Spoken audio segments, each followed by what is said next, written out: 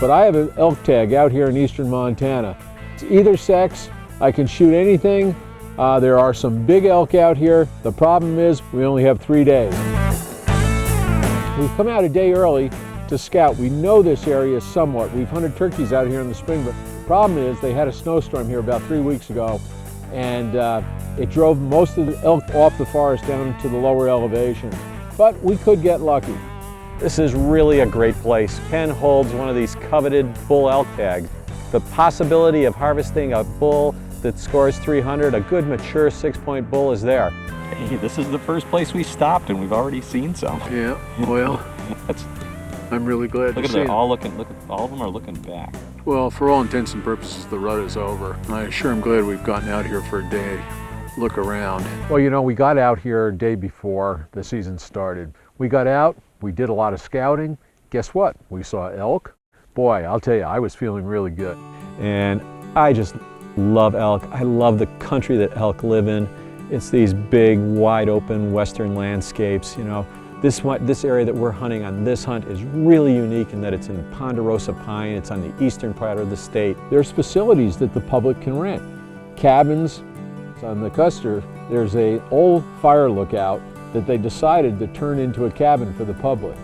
Man, you get up on top there, you can see to the ends of the earth, or at least it seems that way. Hey, if you're a hunter and you want to get away and still be fairly comfortable, some of these Forest Service places are a great bet.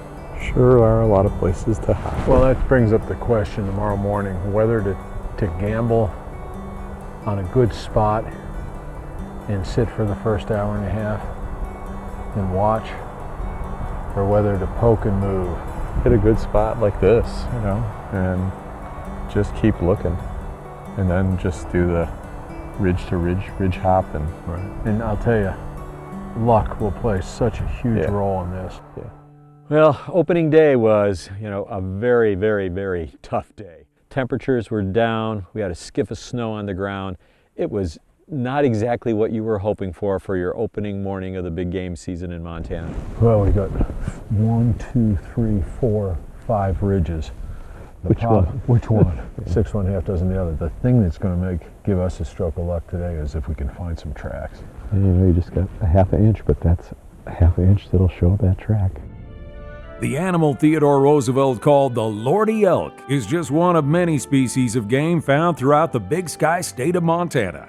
Among the other big game of the state are black bear, cougars, whitetail, and mule deer, mountain game like the bighorn and the mountain goat, and Shiras' moose. None is more magnificent than the elk, which Roosevelt called the embodiment of strength and stately grace. You know, we were coming by this one area and said, you know, we scouted off of that hilltop the other day, and man, you know, we did see elk there. It's probably a good place to try. Well, we get to the top, we're glassing, we'd been up there maybe 15 or 20 minutes. We hadn't seen a single thing, and we had a 360-degree view up on top, and we were looking around. Ken, over here. There's a bull. There's several of them. Give me your pack. Give me your pack. Give it. Holy, Ken, look at that third one. Third one's a giant. I got him. You got him? Hey.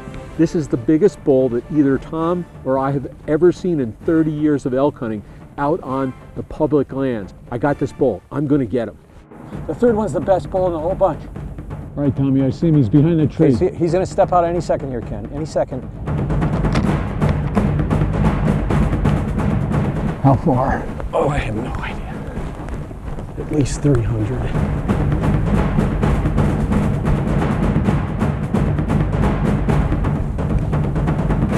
Let him count. What the hell was that? Oh, God, they're running. Oh, it's that damn vehicle down there. A guy stepped out and took a shot at him. I couldn't believe it. I hear this shot. I was so concentrated on that bull that a truck had pulled up and had seen it, and the guy jumped out and shot from the road. I was furious. What the hell was that guy in the pickup truck?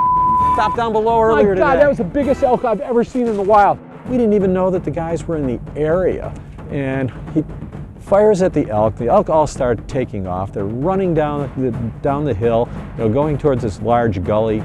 We knew that once they were in the gully, they were going to be gone. That's hunting on public lands. There it was. I thought the hunt was over. I thought that shot would ruin it.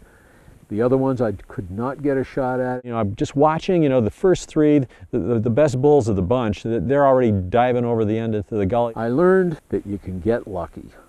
Oh, hold it. The last one's starting to slow up. It's starting to slow up. You know? Right here, I can see him. Okay, he's gonna stop right there. And the last one starts slowing up.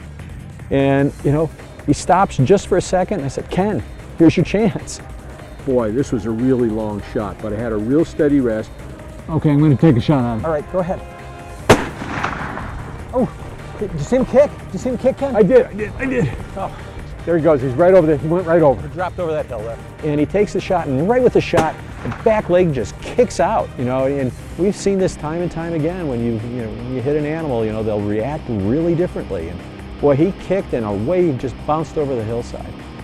And so, you know, we continued on, you know, and scrambled down off the hillside and went down, you know, because we thought we had probably a hit on this animal. And we got right to the break. First thing I saw was a little splash of blood.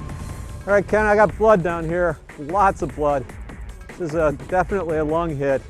He's not going far with this type of hemorrhaging going on. So we're walking down this trail. There's, you know, it's churned up where the elk had run, and there's a splash of blood here, a splash of blood there. And we just kind of eased over the edge, and I'm just kind of poking my head over, and I see this bull laying down. Ken, there he is. He's dead. Oh, This draw. The best words I ever heard. He's dead. Man, I let out a whoop and I ran down there and there he was. And boy, I was really glad to get him. I'll tell you, man, it's always better to be lucky.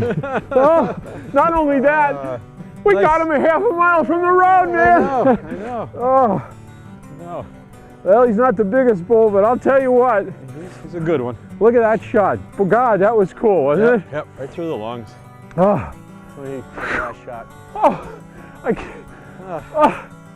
Ken was just really excited, you know, because it's always great to find that animal, you know. I mean, it's just the final part of the hunt, and it's really important. Well, He was a 5x3.